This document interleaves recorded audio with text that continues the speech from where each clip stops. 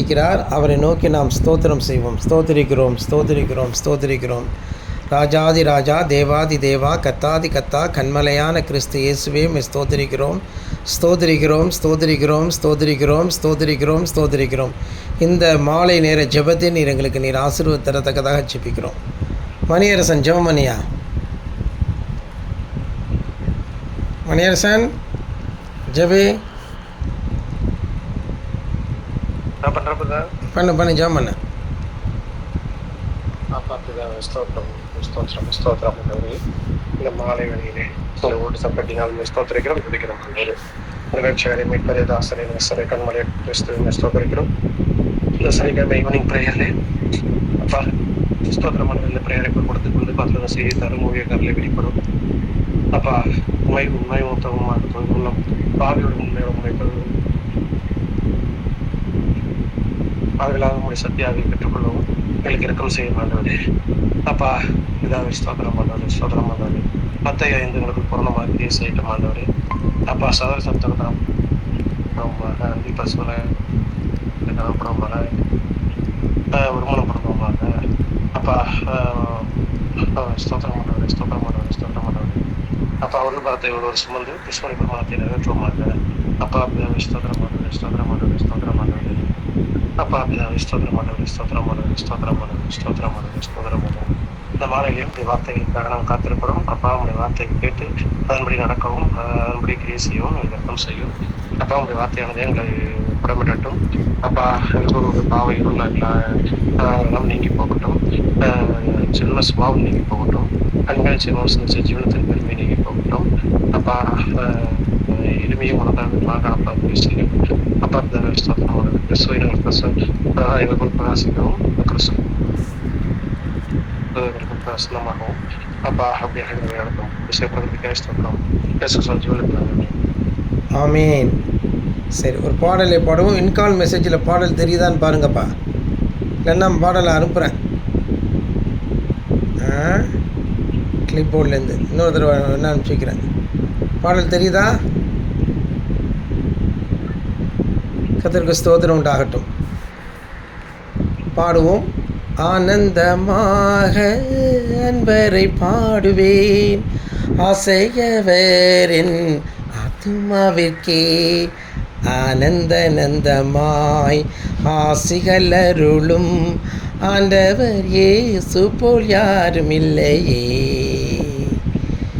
இயேசுவல்லால் இன்பம் ஈகத்தில் வேறு எங்குமில்லையே.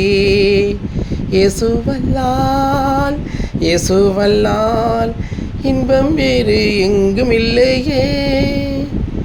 தந்தை தாயும் உன் சொந்தமானோர்களும் தள்ளிடினும் நான் தள்ளிடுவேனோ, தாங்கிடுவேனன் நீதியின் கரத்தால் தவறமும் நல்ல நாதனும் என்றார்.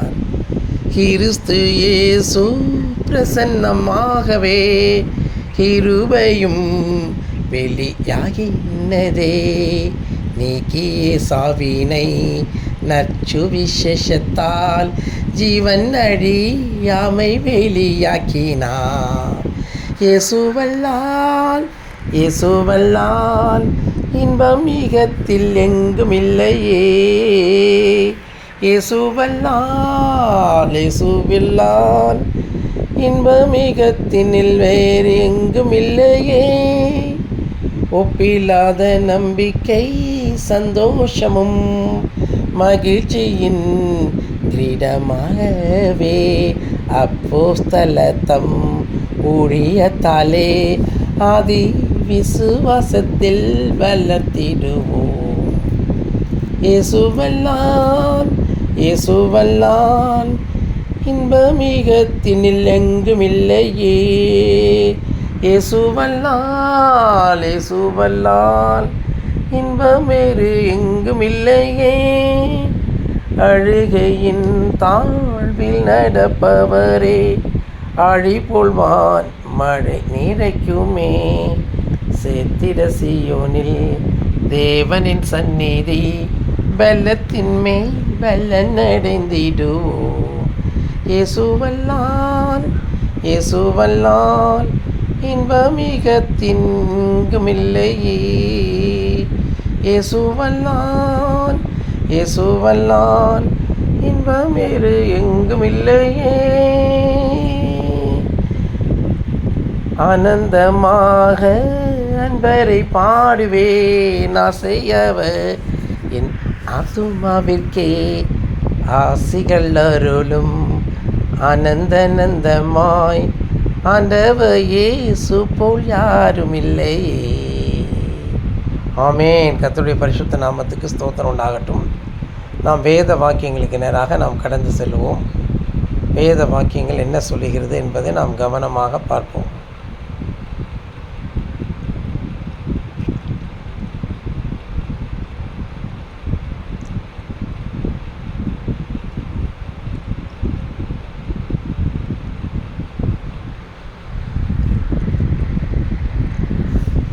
நம்முடைய தேவன் பரலோகத்தில் இருக்கிறார், தமக்கு சித்தமான யாவையும் செய்கிறார்.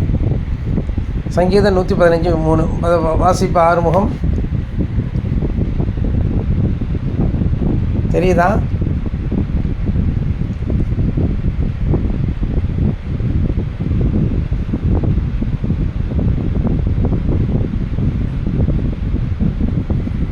ஹலோ சிஸ்டர், நீங்கள் வாசிங்க. தேவன் பரலோகத்தில் இருக்கிறார், நமக்கு சித்தமான யாவையும் செய்கிறார். சங்கீதம் 115:3. ரோமர் 12:11. அசதியாயிராமல் ஜாக்கிரதையாயிருங்கள், ஆவியிலே அனலாயிருங்கள், கர்த்தருக்கு ஊழியம் செய்யுங்கள். கர்த்தருடைய பரிசுத்த நாமத்துக்கு ஸ்தோத்திரம் உண்டாகட்டும். இப்பொழுது நம்முடைய தேவன் பரலோகத்தில் இருக்கிறார், நமக்கு சித்தமான யாவையும் செய்கிறார். பரலோகம்னா என்ன? பரலோகம்ங்கிறது என்ன? அது ஒரு இடமா? அது ஒரு ஸ்தலமா? அது வந்து இந்த பரிமாணத்துக்குள்ளே அடங்கக்கூடியதா? பரிமாணம் என்றால் அதாவது என்னன்னு கேட்டிங்கன்னா, இப்போ ஒரு காற்று என்று இருக்கிறது. காற்றை நீங்கள் என்ன செய்ய முடியாது? ஒரு பாத்திரத்தில் அடைக்க முடியாது. இல்லை, ஆனால் ஒரு பலூனிலே நம்ம அடைக்கிறோம். ஆமாம், ஒரு பாத்திரத்தில் ஒரு காற்றை நம்ம அடைச்சாலும் அதை வந்து அதை சரியாக அதை பயன்படுத்த முடியுமான்னு தெரியாது நமக்கு. அது ஒரு பரிமாணத்தில் இருக்குது. காற்றினுடைய பரிமாணம் வேறு. அதை வந்து ஒரு எடைக்கல்லில் வைக்க முடியாது. தண்ணி அது ஒரு பரிமாணத்தில் இருக்குது. ஆமாம், தண்ணி அது ஒரு பரிமாணம், காற்று ஒரு பரிமாணம், அப்புறம் திடப்பொருள் ஒரு பரிமாணம், திரவ. அப்போ ஒரு காற்றை வந்து நீங்கள் எதைனால் அளக்க முடியாது? நீட்டல் அளவினால் அளக்க முடியாது. தண்ணீரை வந்து நீங்கள் என்ன செய்ய முடியாது? நீட்டல் அளவினால் அளக்க முடியாது. ஆமாம், அதுக்கு முகத்தல் அளவி. காற்றை வந்து நம்ம எப்படி அளக்கலாம் என்று சொல்லும் பொழுது, காற்றை வந்து எடை போடலாம். ஒரு பலூனில் அடைச்சி எடை போடலாம், அவ்வளோதான். சரியா? ஒவ்வொன்றுக்கும் ஒவ்வொரு விதமான பரிமாணத்தில் ஒவ்வொரு ஸ்டேட்டில் இருக்குது. அதாவது ஒரு நிலை, திரவ நிலை, வாயு நிலை, இல்லாவிட்டால் திடநிலை. இது வந்து ஃபேஸ் என்று சொல்லுவார்கள். ஃபேஸ் ஒவ்வொன்றும் ஒவ்வொரு ஃபேஸில் இருக்குது. ஆமாம், ஒரு நிலை, ஒரு ஸ்டேட், லிக்விட் ஸ்டேட், அது ஒரு ஃபேஸ், அது ஸ்டேட் என்று சொல்லுவார்கள். அப்போ இதே போல் நம்ம பரலோகம் என்பது அது ஒரு விதமான ஸ்டேட், ஒரு பரிமாணம். அது வந்து அது உங்களுக்குள் இருக்கிறதுங்கிறார் தேவன். அது பரலோகம் என்பது வானாதி வானங்களை கடந்து இருந்தாலும் அதே பரலோகம் உங்களுக்குள்ளும் இருக்குங்கிறார். பரலோக ராஜ்யமும் பரலோகமும் நமக்குள்ளே தான் இருக்குங்கிறார். பூஜ்ஜியத்துக்குள்ளே ஒரு ராஜ்யம் என்று சொல்லுவார்கள். பூஜ்ஜியத்துக்குள்ளே ஒரு ராஜ்யம் இருக்குதுன்னு சொல்லி அதை நம்மளால் வந்து அதை கணிக்க முடியாது. இப்போ பரலோகத்தில் வாசம் பண்ணுகிற தேவன் என்ன சொல்லியிருக்கு? உன்னதத்திலே வாசம் பண்ணுகிற நான் வந்து என்ன செய்கிறேன்? உன்னதத்தில் வாசம் பண்ணக்கூடிய நான் வந்து பணிந்த உள்ளத்திலும் வாசம் பண்ணுறேங்கிறார். அதாவது வானாதி வானங்களும் அவரை கொல்லாது, அவரை வந்து உள்ளடக்க முடியாது. they cannot contain. வானாதி வானங்களுமே அவரை கொல்ல முடியாத ஒரு சூழ்நிலையில் இருந்துகிட்டு இருக்கு. அவரை வந்து அது வந்து பிடித்து வைக்க முடியாது. அப்படி இருக்கும் பொழுது அப்படிப்பட்ட கடவுள் நம்முடைய இருதயத்துக்குள் வந்து அடங்குகிறார், நம்முடைய மனதுக்குள் வந்து அடங்குகிறார். நம்முடைய தேவன் பரலோகத்தில் இருக்கிறார் என்றால் பரலோகத்தில் மாத்திரமல்ல, உன்னதத்தில் மாத்திரமல்ல, நம்முடைய உள்ளத்திலும் இருக்கிறார் என்று சொல்லி நம்ம ஒரு வசனத்தை நம்ம படிச்சிருக்கோம். நித்தியவாசியும் பரிசுத்தர் என்கிற நாமம் உள்ளவர் பணிந்தர் உள்ளத்திலும் வாசம் பண்ணார். அப்போ இந்த தெய்வம் வந்து ஒரு அளவு பிரமாணத்துக்குள்ளாக இராமல் பரிமாணங்களை கடந்த நிலையில் இருந்தாலும் அவர் நம் உள்ளத்தில் அவரை சிறைப்படுத்த முடியும். அவரை, இந்த கடவுளை, இந்த தேவாதி தேவனை நம்முடைய உள்ளத்திலே நாம் சிறைப்படுத்த முடியும். ஆமாம், அவரை வந்து வெளியே விடாமல் நாம் பார்த்து கொள்ள முடியும். நம்முடைய உள்ளத்திலே அவரை அடக்கி போட முடியும். பக்தர்கள் பூர்வ காலத்தில் அப்படித்தான் பக்தர்கள் செய்திருக்கிறார்கள். நீர் என்னை ஆசீர்வாதித்தாலே நான் உண்மை போக விட மாட்டேன்னு சொல்லி கதர்னா யார்? யாக்கோபு. பக்தினால் கட்டுப்போட்டாக்க நான் போகணும்ப்பா, என்னை விடுங்கிறார். அவர் விடவே மாட்டேங்கிறான். அவர் ஓங்கி அவருடைய தொடையில் அடிக்கிறாரு. அந்த வலி தாங்காமல் தொடை சுளுக்கிக்கிச்சு, தொடை சந்து சுளுக்கிக்கிச்சு. ஆனாலும் விட மாட்டேங்கிறான் யாக்கோபு. அவரை பக்தியினால் கட்டி போடுறான். யாரை? தேவாதி தேவனை உள்ளத்தில் வந்து தங்கியே விட்டாருன்னு சொல்லி. அப்படிப்பட்ட தெய்வத்தை நம்முடைய இருதயத்தில் சிறைப்படுத்த முடியும். அதுதான் இயேசுவானவர் அந்த ஒரு மகா பெரிய காரியத்தை தான் இயேசுவானவர் செய்தார். அவர் என்ன செய்தார்? அவர் சாதாரணமானவராயிருந்தார். அவரை யாரும் அறியவில்லை. இயேசுவானவரை யாரும் அறியவில்லை. ரொம்ப ரொம்ப அற்ப மனிதனாக இருந்தார். ரொம்ப அற்ப ஜந்துவாக இருந்தார். எப்படி என்றால், அவர் 2000 வருடங்களுக்கு முன்பாக அந்த பூமியில் பிறந்த பொழுது அவர் யாரும் பெரிய மனிதர்கள் கண்டு கொள்ளவில்லை. அரண்மனை வாசிகள், எருசலேம் நகரவாசிகள் யாரும் அவரை கண்டுகலை. ஆனால் மேய்ப்பர்கள் வந்து அவரை கண்டு கொண்டனர்கள். அதன் பிற்பாடு அவருடைய நட்சத்திரத்தை குறித்து கேள்விப்பட்டு அந்த சாஸ்திரிகள் வந்த பொழுது, இந்த சாஸ்திரிகள் என்னப்பட்ட அவர்களெல்லாம் வந்தபோது என்ன ஆச்சுன்னு கேட்டிங்கன்னா, அவர்கள் வந்து பார்த்தபோது அந்த மாட்டு தொழுவத்திலும் இல்லை, அவர் அரண்மனையிலும் இல்லை. ஆமாம், அவர் எளிமையான இடத்திலே காணப்பட்டார். அந்த சாஸ்திரிகள் வந்து போன பின்பு அதுக்கு முன்பாக அவர் கந்தை துணி சுற்றப்பட்டவராக இருந்தார். சாஸ்திரிகள் வந்த பின்பு அவருக்கு பொன்னும் மற்ற காரியங்கள் பரிசீலிக்கப்பட்டாலும் அவர் எகிப்துக்கு பயந்து ஏரோதின் முகத்துக்கு பயந்து ஓடக்கூடிய ஒரு தருணம் வந்துச்சு அவருக்கு. அப்புறம் 12 வயதில் அவர் போய் பிரசங்கம் பண்ணார். அப்பொழுது அவங்க தாய் தகப்பனுடைய வார்த்தையை அவர் மீற முடியல, அவர் வயலேட் பண்ண முடியல. அவங்களுக்கு அடங்கி இருக்கக்கூடிய ஒரு சூழ்நிலை, ஒரு நெருக்கம் வந்துச்சு. கீழ்ப்படிந்திருந்தான்னு சொல்லிட்டு அவரை யாரும் அறியலை. அவர் ஒரு சாதாரண மனுஷனாக தான் இருந்தார். ரொம்ப அற்ப மனிதனாக இருந்தார். ஆனால் ஒரு நேரம் வந்தது, பரலோகமே இறங்கி அவருக்குள் வந்து வாசம் பண்ணிச்சு, புறாவை போல ரூபம் கொண்டு. ஆமாம், முழு பரலோகமும் அவருக்குள்ளாக வந்து வாசம் பண்ணினது.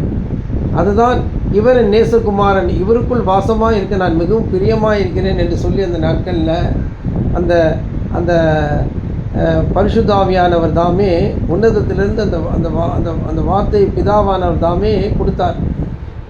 அப்பொழுது அந்த தேவாதி தேவன் அந்த பரலோக ராஜ்யத்தோடு கூட அவர் உள்ளத்திலே வந்து தங்கிவிட்டார்.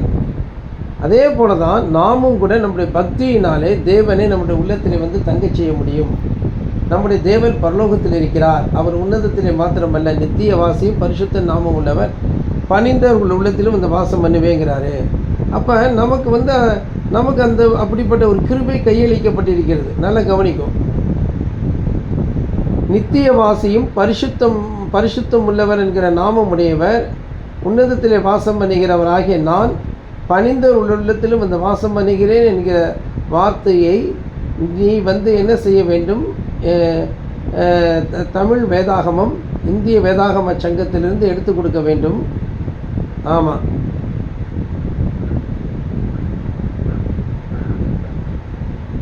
இந்திய வேதாகம சங்கத்தின் தமிழ் பைபிளில் நீங்கள் கேட்ட வசனம் ஏசாயா 57:15 இருக்கு.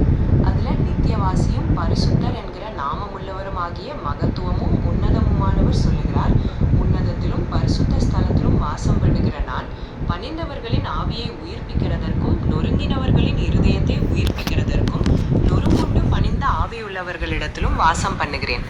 உங்களுக்கு இதே மாதிரி வேற வசனம் ஏதாவது வேணுமா? அப்போ பாருங்கள், வந்து இந்த தேவனாகிய கர்த்தர் நம் உள்ளத்தில் வந்து வாசம் பண்ணுகிறேன்னு சொல்லி இந்த வசனம் இருக்குது. இதற்கு ஒப்பான வசனம் வந்து யோவானில் அவர் சொல்கிறாரு,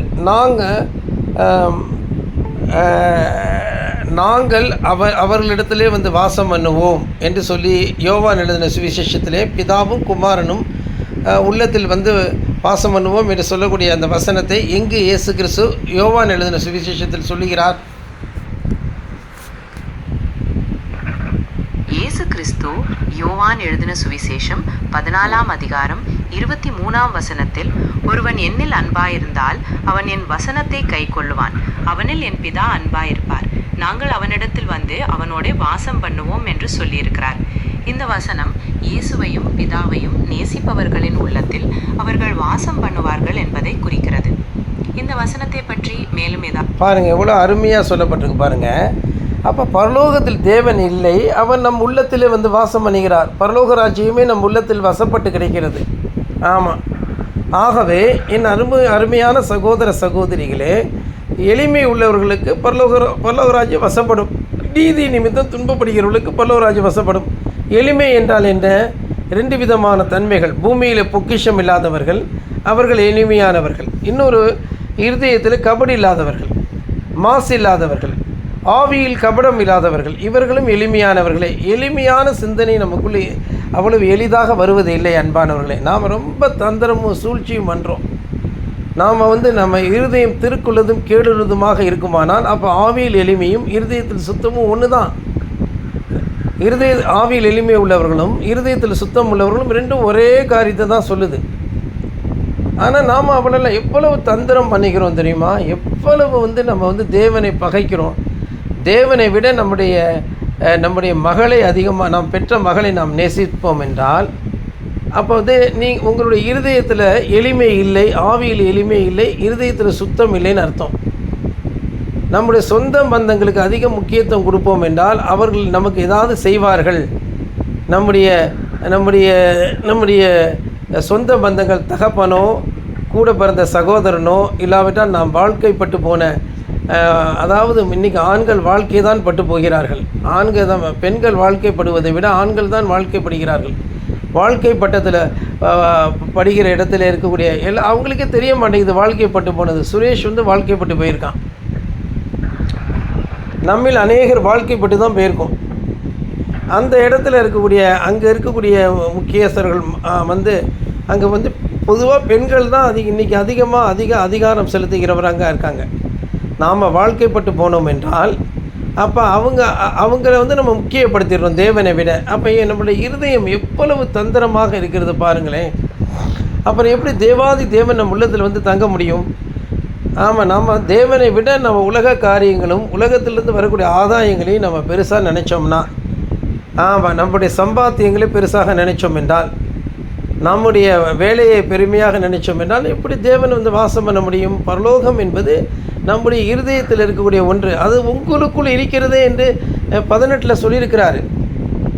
ஆமாம், லூக்கா 18 சொல்லியிருக்கிறாரு. அதை தான் நான் வந்து உங்களுக்கு வந்து அடித்து சொல்லுவேன். நல்லா கவனிங்க. லூக்கா 18 லூக்கா 17 பரலோக ராஜ்யம் உங்களுக்குள் இருக்கிறது என்று இயேசு சொன்ன வசனத்தை நீ படித்து காண்பி. இந்திய வேதாகம சங்கம் லூக்கா 17:21 தேவனுடைய ராஜ்யம் உங்களுக்குள் இருக்கிறது என்று இயேசு சொன்ன வசனம் இதோ இங்கே என்றும் அதோ அங்கே என்றும் சொல்லப்படுகிறதற்கும் ஏதுவிராது. இதோ தேவனுடைய ராஜ்யம் உங்களுக்குள் இருக்கிறதே என்றார். இந்த வசனத்தை பற்றி மேலும் ஏதாவது தெரிந்து கொள்ள விரும்புகிறீர்களா? போதும், பாருங்கள். தேவனுடைய ராஜ்யம் உங்களுக்குள் இருக்கிறது. பரலோகத்தில் இருக்கிறார். தேவன் இருக்கிற இடம் நம்முடைய இருதயம்தான். அவருடைய அல்டிமேட் பிளேஸ் வந்து நம்முடைய இருதயம்தான். இந்த இருதயத்தில் தான் பிசாசும் உட்கார ஆசைப்படுறான். நம்முடைய இருதயத்தில் வந்து அவன் அமர ஆசைப்படுகிறான்.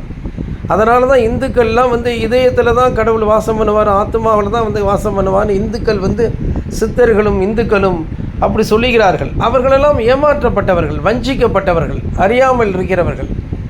திருமூலராக இருந்தாலும் சரி, மற்ற எல்லா சித்தர்களும் இருந்தாலும் சரி, எல்லாரும் வஞ்சிக்கப்பட்டிருக்கிறாங்க.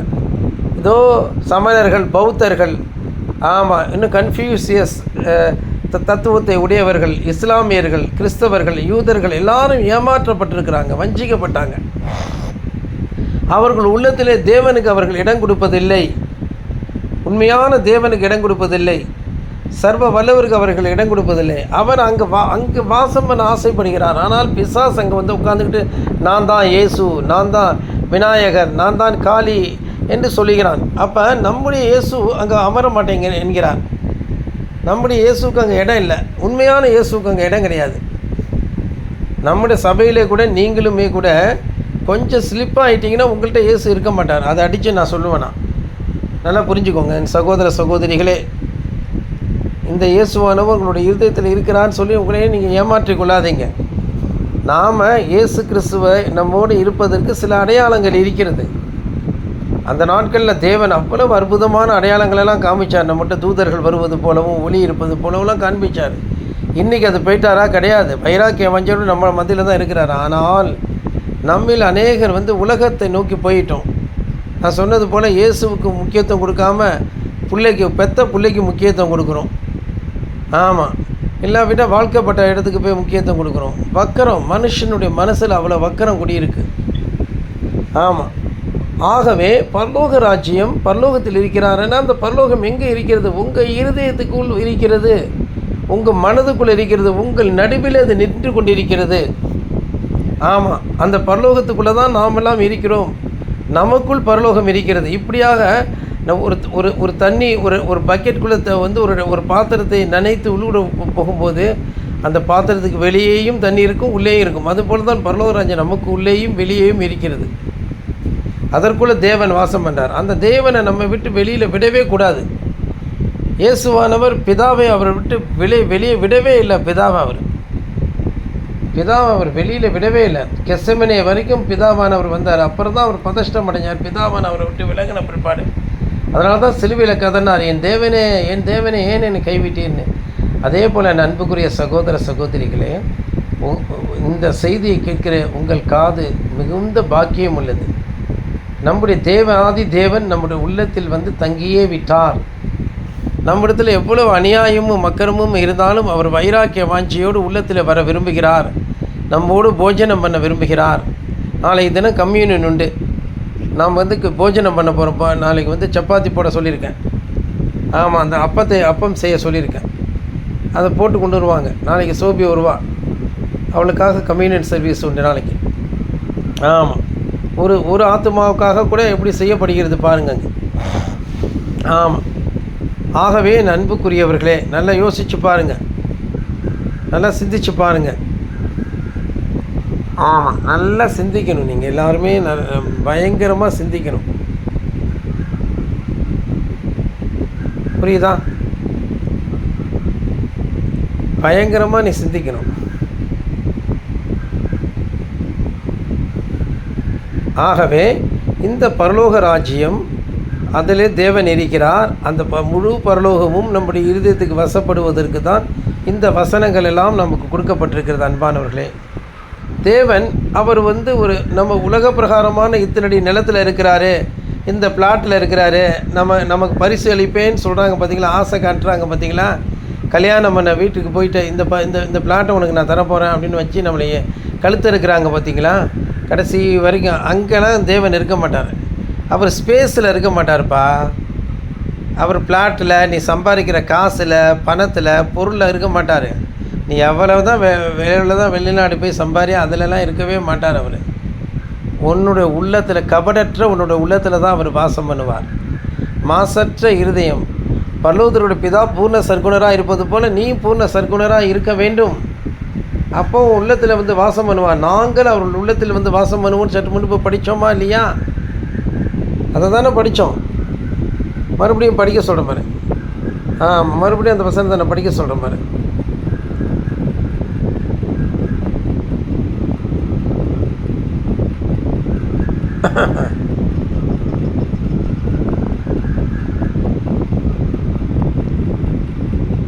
நாங்கள் அவர்கள் உள்ளத்திலே வந்து வாசம் பண்ணுவோம் என்று சொல்லி வசனத்தை சற்று முன்பு படித்தாயே. இந்திய வேதாகம சங்கத்திலிருந்து இயேசுவானவர் சொல்லுகிறார் அல்லவா யோவானிலே. அந்த வசனத்தை திரும்ப படி.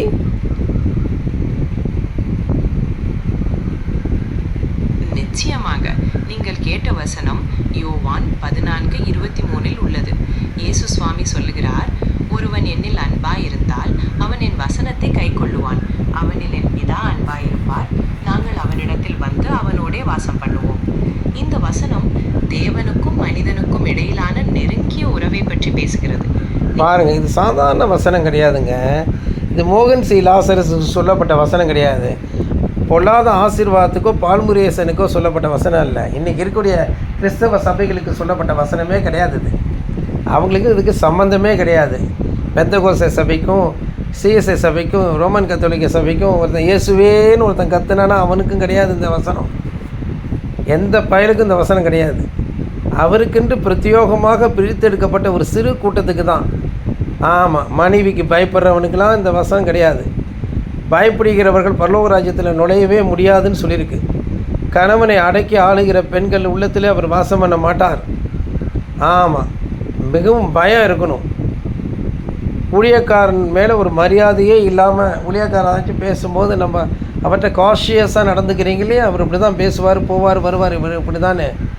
என்னுடைய குடும்பத்தில் இருக்கக்கூடிய அண்ணனுடையோ எங்கள் அப்பாவுடையோ இல்லையோ எங்களுடைய சொந்த நாங்கள் வாழ்க்கைப்பட்டு போன இடத்துல இருக்கக்கூடிய எங்களுடைய மாமியாருடையோ இந்த ஊழியக்காரர் என்ன பெரியவரோ அப்படின்னு நீங்கள் கேட்டிங்கன்னா எப்படி உங்கள் உள்ளத்தில் வந்து வாசம் பண்ண முடியும்? அவர்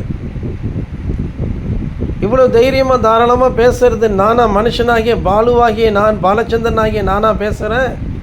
மனுஷகுமாரன் பேசுகிறாரியா? இப்போ நான் வம்பு இழுக்கலை, நான் உங்கள்கிட்ட வந்து வம்பு இழுக்கலை.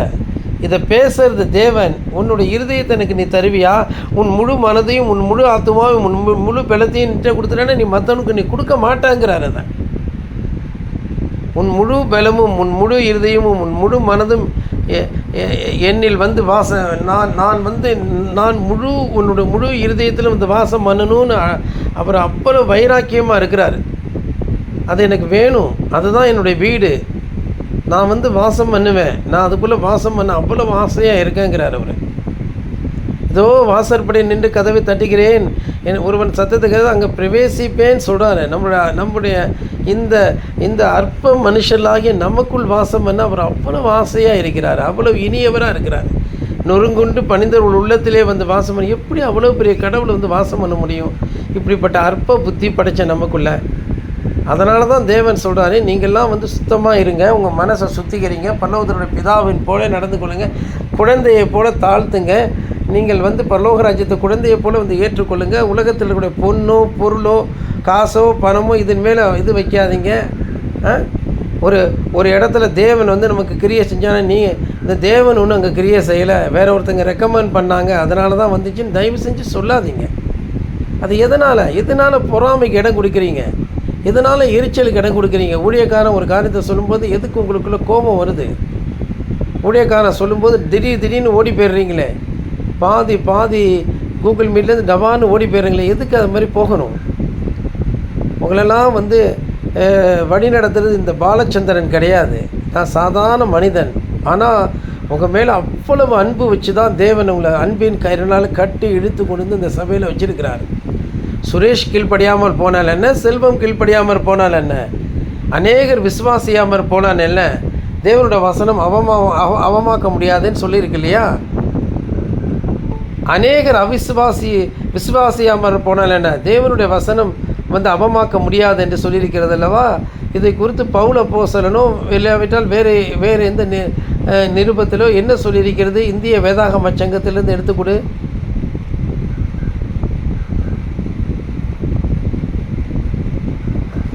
ஆண்டவருடைய வசனம் அவமாக்கப்படாது.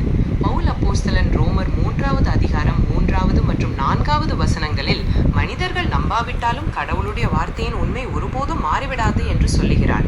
இந்திய வேதாகம சங்கத்தின்படி இந்த வசனங்கள் கடவுளின் நீதியையும் மனிதர்களின் பாவத்தன்மையையும் பற்றி பேசுகின்றன. இதை பற்றி மேலும் அறிய விரும்புகிறீர்களா அல்லது வேற வசனங்களை பார்க்கலாமா? அந்த வசனத்தை அப்படியே இந்திய வேதாகம சங்கத்திலிருந்து நீ வாசிக்கணும். ஒவ்வொரு தடவையும் நீ என்னை சோதிக்கிற, ஒழுங்காக வாசி. அதிலிருந்து வாசிச்சுட்டேன், ஏன் இவ்வளோ பேச்சு? டக்குன்னு வாசி.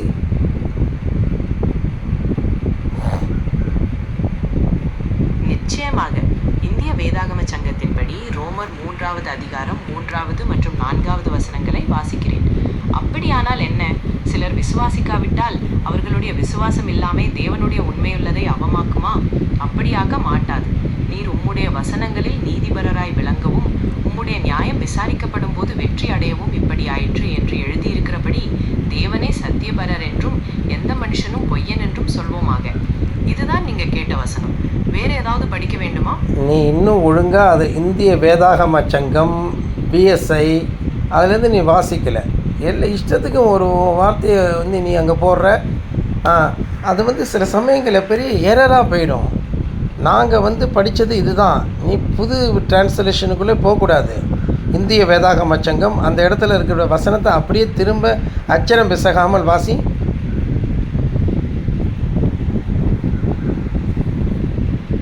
மன்னிக்கவும், சரியான பதிப்பிலிருந்து வாசிக்கிறேன்.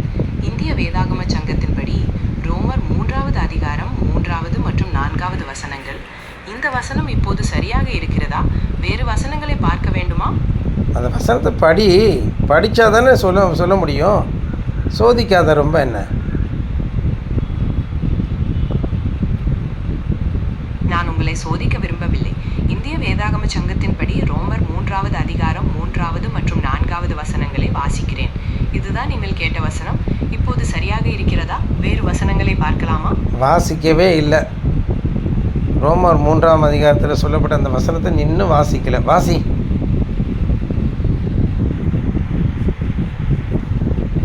உங்கள் ஆதங்கம் புரிகிறது. நான் மறுபடி சரி பார்த்து இந்திய வேதாகம சங்கத்தின்படி ரோமர் 3வது அதிகாரம் 3வது மற்றும் 4வது வசனங்களை வாசிக்கிறேன்.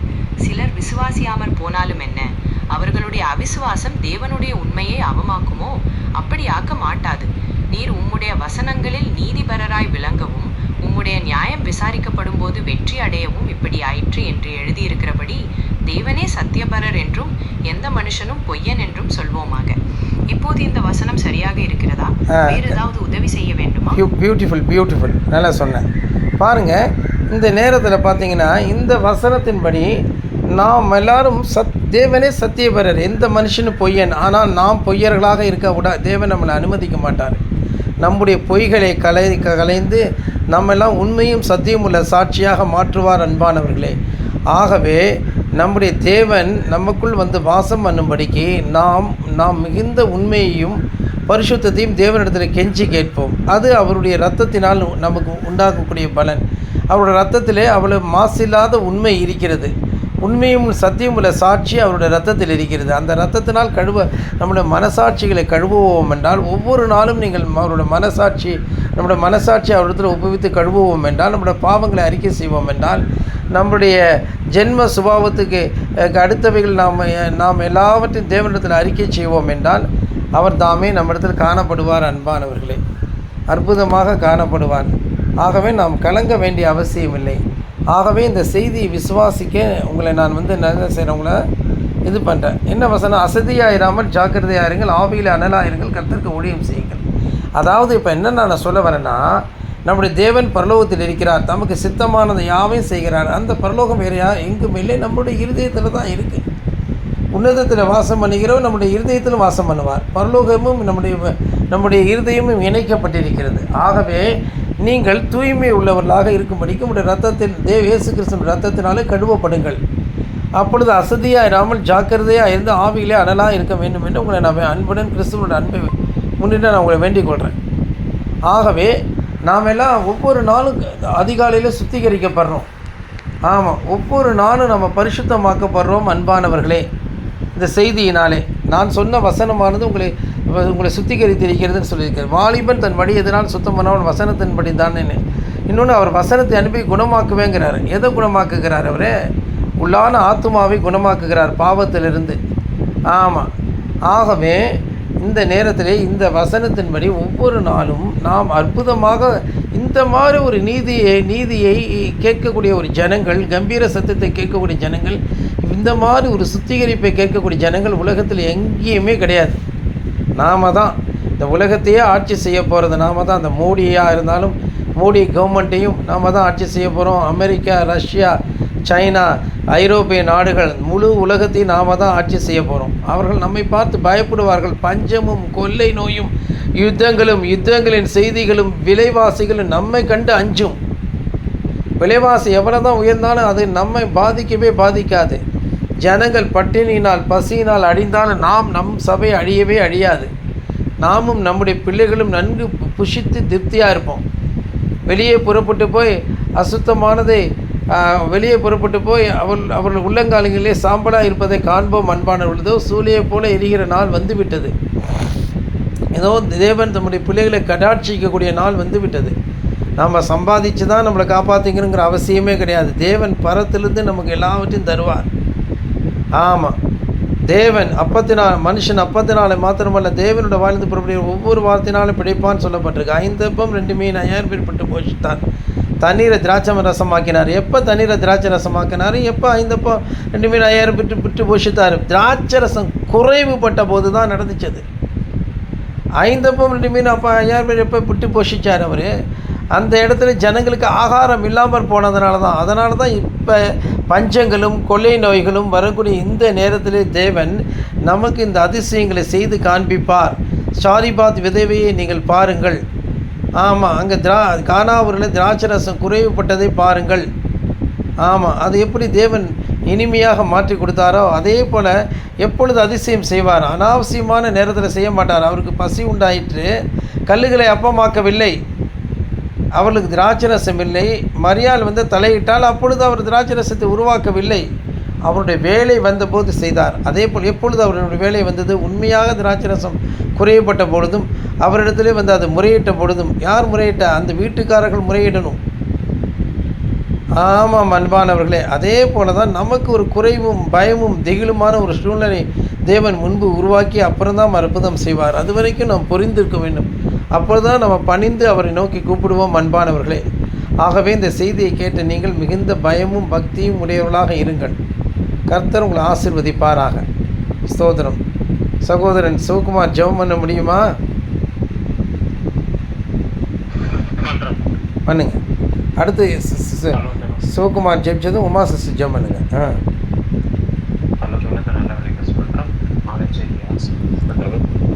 பரலோகத்துக்குரிய செய்தியை கேட்டோம். ஆண்டவரே ஸ்தோத்திரம். தேவன ராஜ்யத்துக்குரிய செய்தியை கேட்டோம். ஒரு விசுவாசித்து ஆண்டவரே நடத்துவதற்கு உதவி செய்ய, பொது வாழ்க்கைக்கு உதவி செய்ய. ஆண்டவரே ஸ்தோத்திரம். தேவனுடைய ராஜ்யத்தின் நீதியின்படி இவர்கள் கூட கொடுக்கப்படும் என்ற வாக்கினத்தின்படி உங்களுக்கு எல்லாம் மறுபடி ஜெபிக்கிறேன். நல்ல சூழ்நிலை மாற்றினார்கள். ஒரு ஆத்மா ரட்சிப்பட்ட ஆத்மா ஆண்டவரே அவருடைய ஆண்டவரே ஸ்தோத்திரம். ஆண்டவரே சுற்றுச்சூழலை நல்லபடியாக அமைத்து தரும்படி ஜெபிக்கிறேன். இயேசு கிறிஸ்துவின் ஸ்தோத்திரம். ஆண்டவரே ஸ்தோத்திரம். இந்த சபையில் ஆண்டவர் ரட்சிக்கப்பட்ட ஆத்மாவும் நல்ல சூழ்நிலை ஏற்படுத்தி கொடுத்தால் நல்ல விசுவாசம் இருப்பதற்கு உதவி செய்யும். ஆண்டவரே பரிசுத்தான நீதியும் சமாதானம் உண்டாக ஜெபிக்கிறேன். ஆண்டவரே ஸ்தோத்திரம். ஆண்டவர் உங்கள் வரைக்காக காத்திருக்க உதவி செய்யும். ஆண்டவரே இந்த பூமி அழிவு அக்கினிக்கு இரையாக வைக்கப்பட்டது என்று சொல்லியிருக்கிறது. வேத தீர்க்கதரிசி சொல்லியிருக்கிறான். ஆண்டவரே ஸ்தோத்திரம்.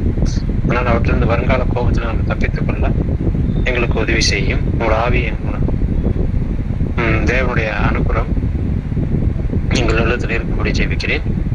உங்கள் ராஜ்யம் வரும்படி ஜெபிக்கிறேன். ஆண்டவரே சீக்கிரம் ஆண்டவரே நீதியாய் சென்று அந்த வாழ்க்கையாளர் சொன்ன வாசனத்தின்படி துன்மார்களை மிதிப்பீர்கள் என்று சொல்லியிருக்கிறது.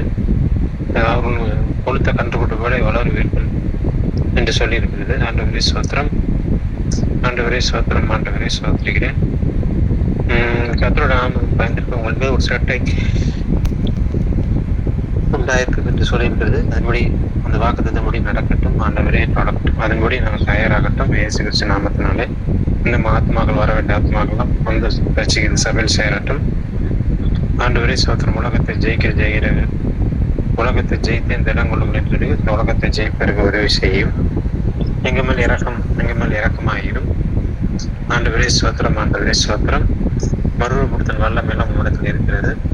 உங்களுக்கு எப்போது சுத்தமாக இருக்கிறது அப்போது செய்வீர். ஆண்டவரே ஸ்தோத்திரம். தொடர்ந்து ஆண்டவர் வழி நடத்தும்.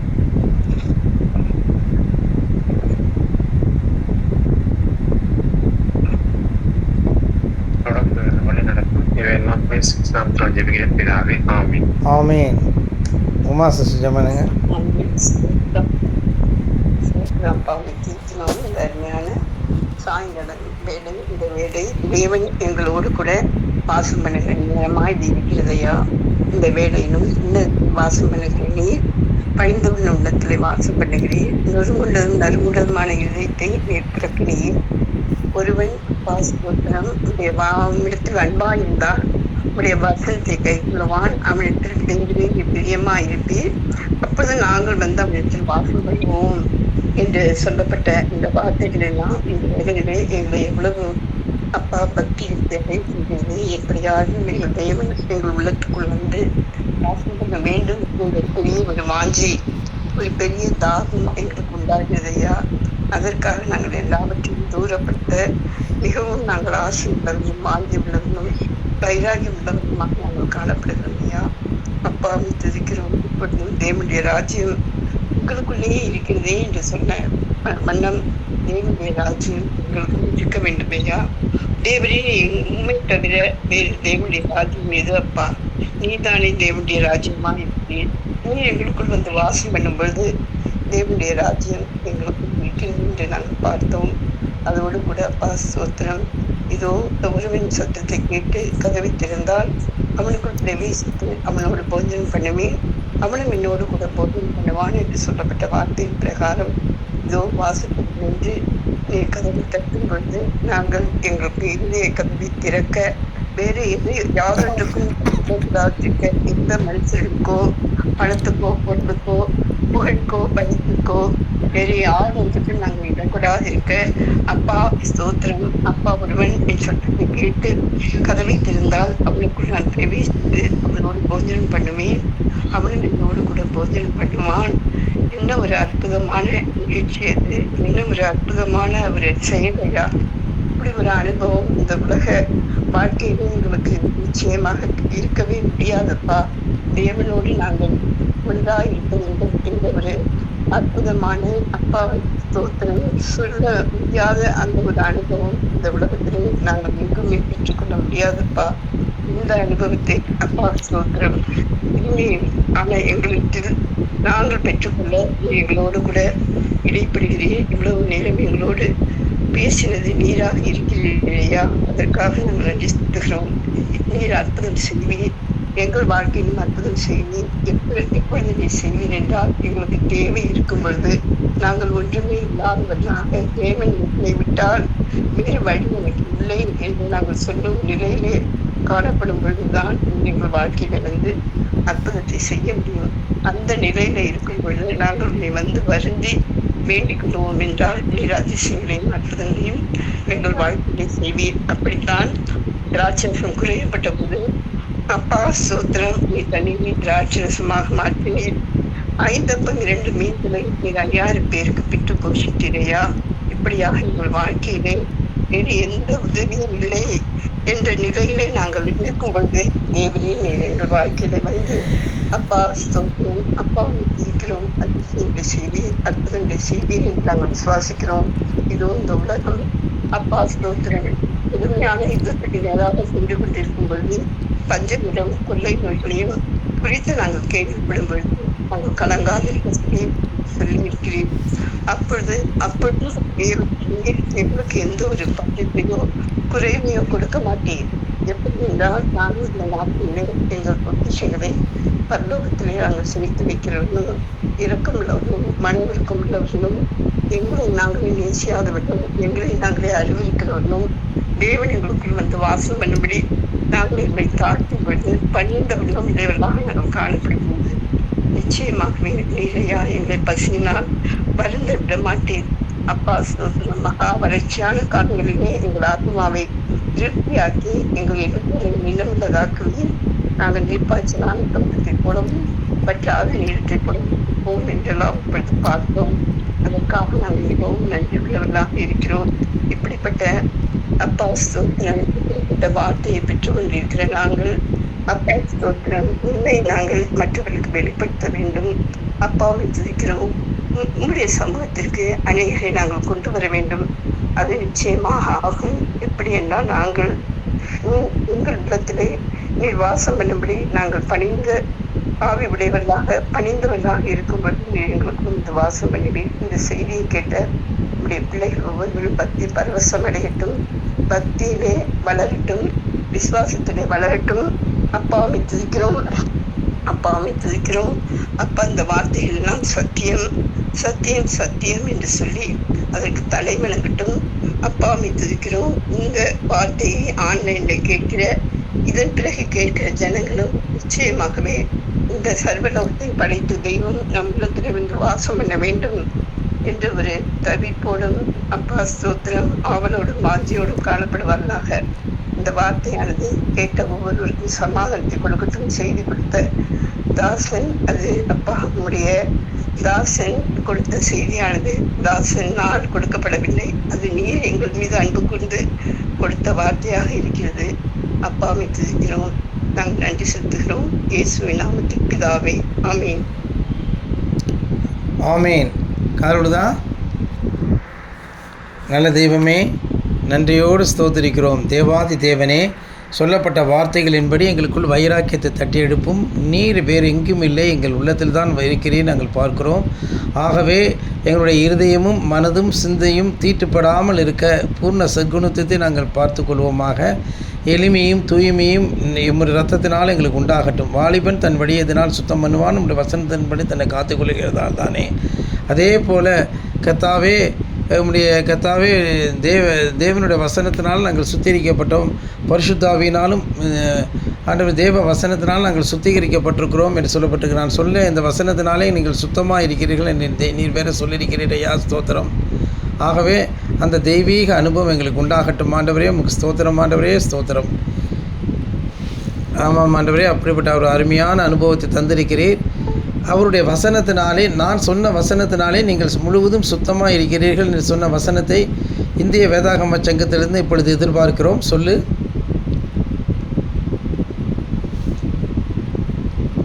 இந்திய வேதாகம சங்கத்தின் மொழிபெயர்ப்பின்படி யோவான் 15:3 நான் உங்களுக்கு சொன்ன உபதேசத்தினாலே நீங்கள் இப்பொழுதே சுத்தமாயிருக்கிறீர்கள். இந்த வசனம் இயேசுவின் வார்த்தைகள் ஒருவரை தூய்மைப்படுத்தும். அவர் தமது வாலிபன் தன் வழியை வசனத்தினால் சுத்தம் பண்ணுகிறான்ங்கிற வசனம் எங்கே இருக்கிறது? சங்கீதம் 119 இருக்கிறது. அதை எடுத்து படித்து அப்படியே இந்திய வேதாகம சங்கத்திலிருந்து படி.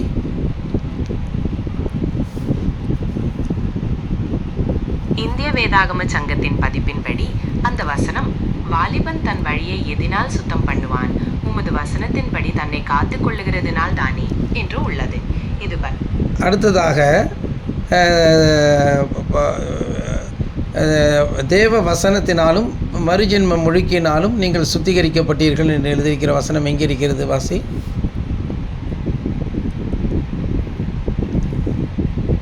நீங்கள் குறிப்பிடும் வசனம் தீத்து 3வது அதிகாரம் 5வது வசனத்தில் உள்ளது.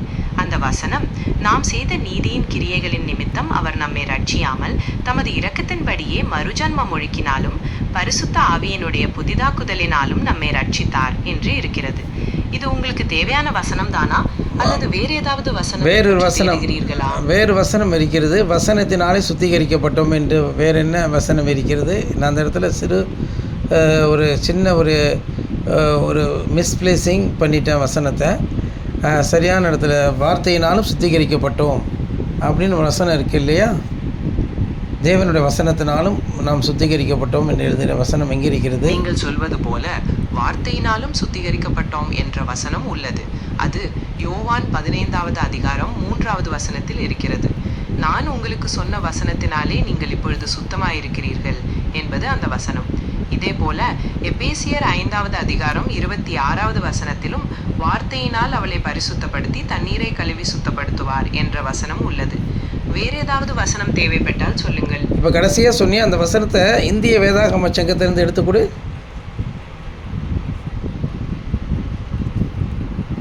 இந்திய வேதாகம சங்கத்தின் பதிப்பின்படி எபேசியர் 5வது அதிகாரம் 26வது வசனம், தாம் அதை திருவசனத்தை கொண்டு தண்ணீர் முழுக்கினால் சுத்திகரித்து பரிசுத்தமாக்குகிறதற்கும் என்று உள்ளது. ஓ, எக்ஸாக்ட்லி.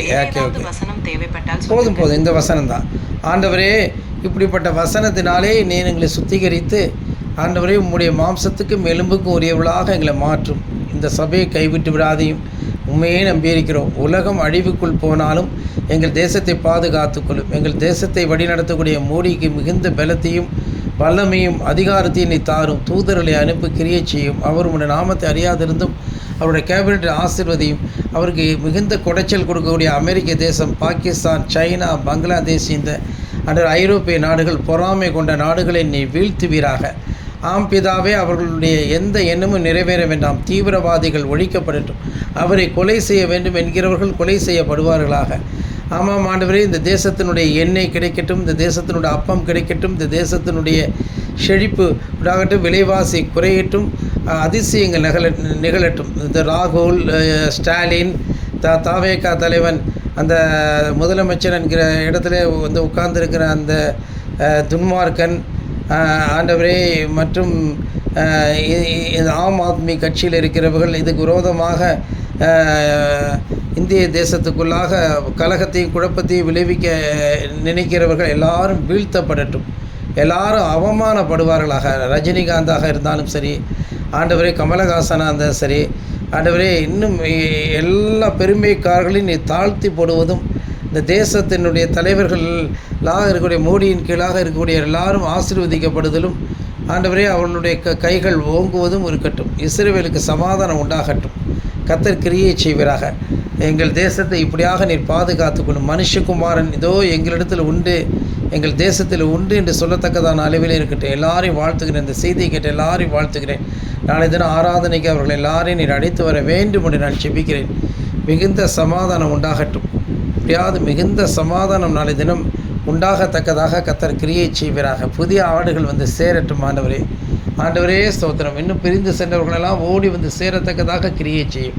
இந்த செய்தியானது எல்லாருக்குள்ளும் ஒரு பயபக்தியும் ஒரு எதிர்பார்ப்பையும் உண்டாக்கட்டும். ஆண்டவரே கர்த்தர் கிரியை செய்வீராக. மகா சமாதானம் உண்டாகட்டும்.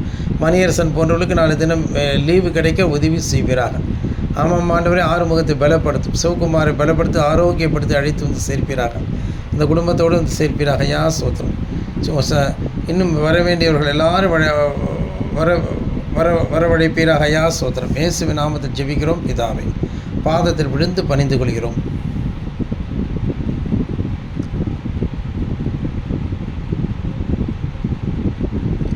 கர்த்தர் நம் ஜெபத்தை கேட்டோம்னா நன்றியோடு ஸ்தோத்திரிப்போம். ஸ்தோத்திரம் ஸ்தோத்திரம் ஸ்தோத்திரம் ஸ்தோத்திரம் ஸ்தோத்திரம். இயேசு கிறிஸ்து நாமத்தில் ஜெபிக்கிறோம் பிதாவே. ஆமேன் ஆமேன் ஆமேன். Praise the Lord.